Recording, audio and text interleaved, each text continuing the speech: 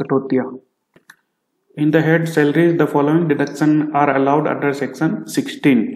आयकर अधिनियम की धारा 16 के अंतर्गत वेतन शीर्षक की कर देय आय निकालने के लिए वेतन शीर्षक की सकल आय में से निम्नलिखित कटौतियां या डिडक्शन स्वीकृत है। इसमें से सबसे पहले है स्टैंडर्ड डिडक्शन सेक्शन 16IA मानक कटौती।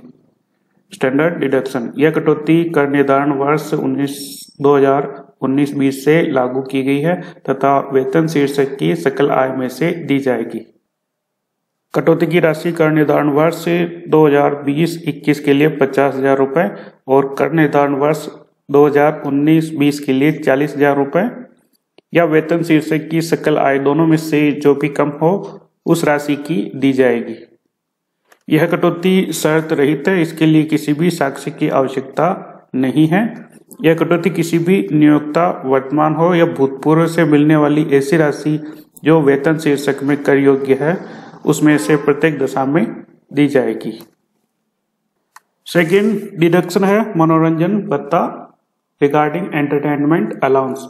मनोरंजन भत्ते से तात्पर्य उस भत्ते से है जो कर्मचारी को नियोक्ता के ग्राहकों के मनोरंजन पर खर्च करने के लिए प्राप्त होता है। यह भत्ता पहले वेतन में जोड़ दिया जाता है और बाद में सकल वेतन में से उस पर निम्नलिखित कटौती दी जाएगी। कौन सी कटौती? गैर सरकारी कर्मचारियों के लिए कर निर्धारण वर्ष 2003 या 2002-3 के से गैर कर्मचारियों के लिए ये कटौती बंद कर दी गई है। तो गैर सरकारी कर्मचारियों के लिए ये कटौती एंटरटेनमेंट अलाउंस की कटौती बंद कर दी गई है। सरकारी कर्मचारी है उनके लिए सरकारी कर्मचारियों को यदि यह भत्ता मिलता है तो उसको इस भत्ते के संबंध में कटौती प्राप्त होगी और जो कटौती प्राप्त होगी वो जो 3 राशियां हैं उसमें से सबसे कम पहली राशि है गत वर्ष में प्राप्त भत्ता, जितना भत्ता प्राप्त हुआ है, एंटरटेनमेंट अलाउंस जितना प्राप्त हुआ है। सेकेंड है वेतन का 1/5 या आपको जो भी वेतन मिलता है उसका 1/5 1/5 या 5,000 रुपये। तो इन तीनों में से जो भी कम होगा उसकी कटौती सरकारी कर्मचारियों को मनोरंजन भत्ते के संबंध में प्राप्त हो जाएगी। इस संबंध में वेतन से आशय मूल वेतन से है जिसमें कोई भी भत्ता अथवा लाभ अथवा प्रकृति अनुलाभ सम्मिलित नहीं है। डिडक्शन में थर्ड डिडक्शन आएगा deduction in respect of tax on employment. रोजगार पर लगाए गए कर टैक्स ऑन एम्प्लॉयमेंट के संबंध में कटौती।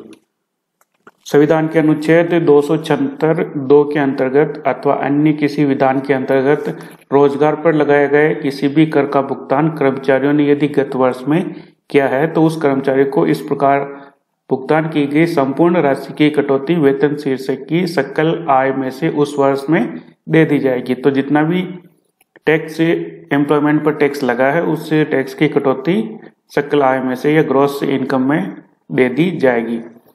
यदि किसी कर्मचारी के नियोजन कर का भुगतान नियोक्ता द्वारा किया जाता है तो इस राशि को पहले कर्मचारी के सकल वेतन में सम्मिलित कर लिया जाएगा।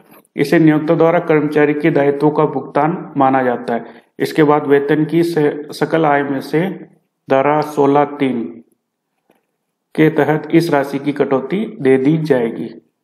यह अधिकतम 2,500 रुपये तक प्रतिवर्ष लगाया जा सकता है।